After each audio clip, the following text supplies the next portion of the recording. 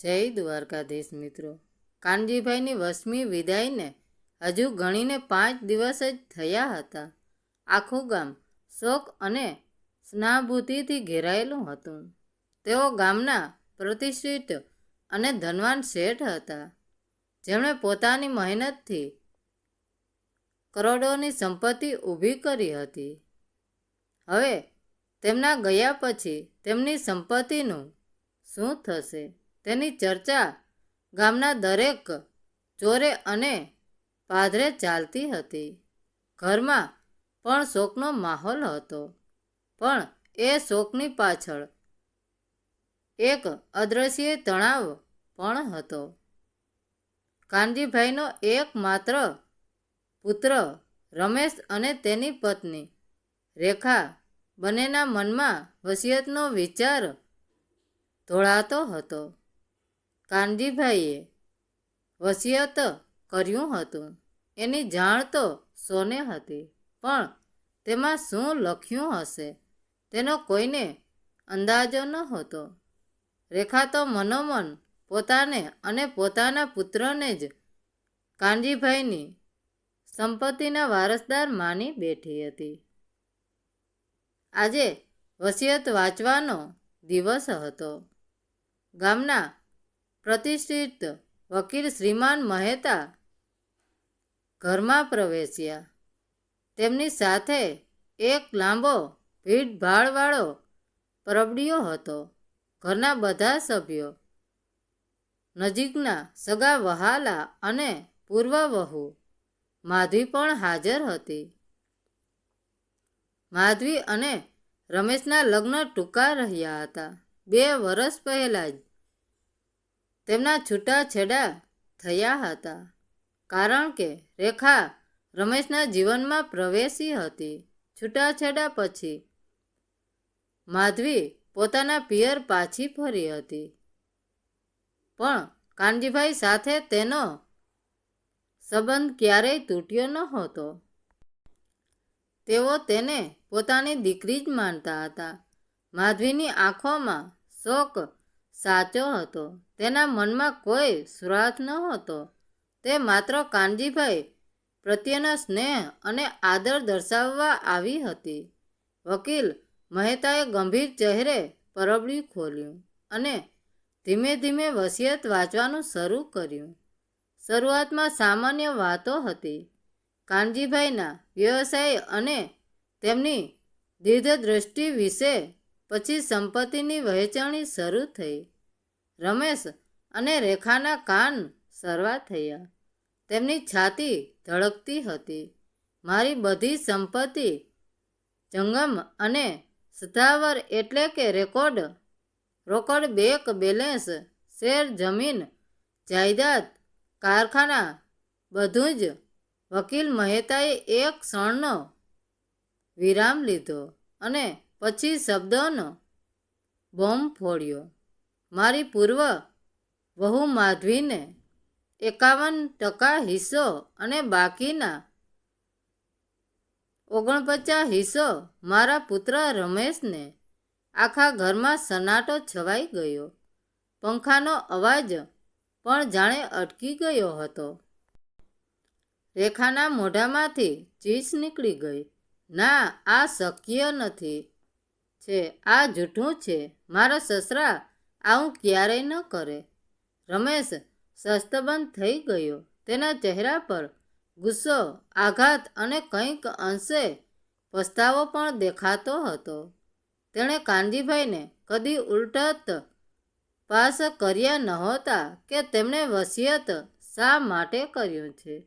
તેણે હંમેશા માની લીધું હતું કે બધું તેને જ મળશે. માધવી પણ આઘાતમાં હતી. તેના હાથમાંથી પિતાજીના પ્રસાદની વાટકી છટકી ગઈ. તે કદી કલ્પના પણ નહોતી કરી શકતી કે કાનજીભાઈ તેના માટે આવું કરશે. તેના મનમાં કાનજીભાઈ પ્રત્યેનો આદર અને પ્રેમ વધ્યો, પણ સાથે જ એક અજાણ્યો ભય પણ પેસી ગયો. રેખાએ વકીલ મહેતા પર હુમલો કર્યો. તમે જૂઠું બોલો છો. આ વસિયત ખોટું છે. અમે આને માન્ય નથી રાખીએ. બેન, આ વસિયત કાનજીભાઈએ સ્વયં લખાવેલું છે અને તેમની સહી પણ તેમાં છે. 2 સાક્ષીઓની હાજરીમાં આ વસિયત બન્યું છે. આ સંપૂર્ણપણે કાયદેસર છે. વકીલે શાંતિથી સમજાવ્યું. ઘરમાં કકળાટ શરૂ થઈ ગયો. રેખા અને તેના પિયરિયા માધવીને ઘૂરવા લાગ્યા. રમેશ હજુ પણ મૂંગો હતો. દિવાલને ટેકો દઈને ઊભો હતો. તેણે એકવાર માધવી તરફ જોયું અને પછી નજર ફેરવી લીધી. માધવીની આંખોમાં આંસુ હતા, પણ તેણે મક્કમતાથી પોતાને સાંભળી લીધી. પણ અસલી ટ્વિસ્ટ તો કોઈ જાણતું નહોતું. કાનજીભાઈ જીવતા હતા. હા, તેમણે પોતાની જાતને મૃત જાહેર કરી હતી અને એક ગુપ્ત ઓરડામાં છુપાઈ ગયા હતા. આ આખા ઘર અને તેમની ઓફિસમાં ગુપ્ત સીસીટીવી કેમેરા લગાવ્યા હતા, જેના દ્વારા તેઓ આ બધું જોઈ રહ્યા હતા.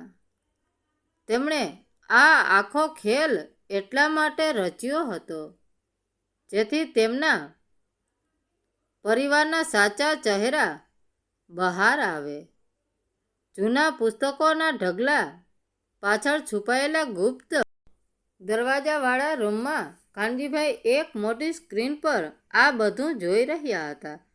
તેમના ચહેરા પર પીડા હતી, પણ સાથે જ એક વિચિત્ર સંતોષ પણ હતો. માધવીની આંખોમાં રહેલા આંસુ તેમણે જોયા. તેની નિર્દોષતા અને નિસ્વાર્થ ભાવ કાનજીભાઈ જાણતા હતા. રેખાનો લોભ, રમેશની નબળાઈ, બધું જ તેણે સ્પષ્ટ દેખાતું હતું. હું જાણતો હતો, કાનજીભાઈએ મનોમન બબડ્યા, આ ધન માણસને કેટલો બદલી નાખે છે. માધવી, તું જ મારી સાચી દીકરી છે. તને જ આ બધું શોભે છે. સીસીટીવીમાં તેમણે જોયું કે રેખા માધવીને ધમકાવી રહી હતી. તું કયા હકથી આ સંપત્તિ લઈશ? તારા છૂટાછેડા થઈ ગયા છે. તું આ ઘરની કોઈ નથી. બેન, મને આ સંપત્તિ નથી જોઈતી, માધવીએ શાંતિથી કહ્યું. કાનજીભાઈ મારા માટે પૂજનીય હતા. એમણે જે કર્યું તે હું નહીં બદલી શકું, પણ મને આનાથી કોઈ સ્વાર્થ નથી. માધવીના આ શબ્દો કાનજીભાઈના હૃદયમાં ઉતરી ગયા. તેમણે ખાતરી થઈ ગઈ કે તેમણે સાચો નિર્ણય લીધો હતો. બીજા તરફ રમેશ અકળાઈને ઊભો થયો. તે રેખાને રોકતો ન હતો કે માધવીનો પક્ષ પણ લેતો ન હતો. તે માત્ર પોતાના નુકસાનનો હિસાબ માંડી રહ્યો હતો. રાત પડી. કાનજીભાઈએ જોયું કે રેખા અને રમેશ ગુપ્ત રીતે વકીલ સાથે ફોન પર વાત કરી રહ્યા હતા. વસિયતને પડકારવા માટેની રીતો શોધી રહ્યા હતા. તેમના મનમાં લોભ સિવાય બીજું કાંઈ નહોતું. બીજા દિવસે સવારે માધવી ઘર છોડવાની તૈયારીમાં હતી. તેણે રમેશને કહ્યું, તમે આ સંપત્તિ ખુશીથી રાખજો. મને નથી જોઈતી. હું કાનજીભાઈની ભાવનાઓનું સન્માન કરું છું, પણ હું આ સંપત્તિના ઝઘડામાં પડવા નથી માગતી. રમેશ આશ્ચર્યચકિત થઈ ગયો. તેને આશા નહોતી કે માધવી આટલી સરળતાથી છોડી દેશે. તું શું કહી રહી છે, માધવી? હું કહી રહી છું કે કાનજીભાઈનો આશીર્વાદ જ મારા માટે બધું છે. આ સંપત્તિ તમારા માટે હતી, તમારા માટે જ રહેશે. માધવીએ આંખોમાં આંસુ સાથે કહ્યું. આ દ્રશ્યે કાનજીભાઈ તેમના ગુપ્ત ઓરડામાં જોઈ રહ્યા હતા. તેમની આંખો ભીની થઈ ગઈ હતી. પ્રેમ અને નિસ્વાર્થ જીતી રહી હતી અને લોભ પોતાનો અસલ ચહેરો બતાવી રહ્યો હતો. હવે તેમનો નિર્ણય પાકો હતો. કાનજીભાઈ ગુપ્ત ઓરડામાંથી બહાર આવ્યા. તેમના ચહેરા પર ગજબની શાંતિ હતી. તેમના પગલાં સીધા ડ્રોઈંગ રૂમ તરફ વળ્યા, જ્યાં માધવી, રમેશ અને રેખા હાજર હતા. કાનજીભાઈને જીવતા જોઈને બધાના મોઢા ખુલ્લા રહી ગયા. રેખાના હાથમાંથી ફોન પડી ગયો. રમેશના પગ ધ્રુજવા લાગ્યા. માધવીની આંખોમાં આશ્ચર્ય અને આનંદ છલકાઈ ગયો. મારા પ્રિયજનો, કાનજીભાઈએ ધીમા પણ મક્કમ અવાજે કહ્યું, મેં આ બધો ખેલ એટલા માટે કર્યો જેથી હું જોઈ શકું કે મારા ગયા પછી કોના મનમાં શું છે, કોને પ્રેમ છે અને કોને માત્ર લોભ. અને આજે મને મારો જવાબ મળી ગયો છે. તેમણે માધવી તરફ જોયું. માધવી, તારો નિસ્વાર્થ પ્રેમ અને તારી ઉદારતા જ ખરી સંપત્તિ છે. તને જે 51 હિસ્સો આપ્યો છે તે તારી ભાવનાઓનું પ્રતીક છે, કોઈ કાયદાકીય માલકીન નહીં. આ સંપત્તિ તારા નામ પર રહેશે, પણ તેનો ઉપયોગ હું નક્કી કરીશ. પછી તેમણે રમેશ અને રેખા તરફ જોયું. તેમની નજરમાં એક અજાણી નિરાશા હતી. રમેશ, રેખા, તમે સાબિત કર્યું કે ધનનો મોહ કેટલો બળવાન હોય છે. પણ યાદ રાખજો, ધન ક્યારેય પ્રેમનો વિકલ્પ નથી બની શકતું. હવે પછીથી આ બધી સંપત્તિ એક ટ્રસ્ટ હેઠળ રહેશે જે હું ચલાવીશ. તમે બંને તેમાં કામ કરશો, પણ નિર્ણય લેવાનો હક મારા હાથમાં રહેશે. અને આ ટ્રસ્ટનો મુખ્ય હેતુ ગામના ગરીબો અને જરૂરિયાતમંદોની સેવા કરવાનો રહેશે. આઘાત, અપરાધ અને શરમથી રમેશ અને રેખાની આંખો ઝૂકી ગઈ. માધવીની આંખોમાં સંતોષ હતો.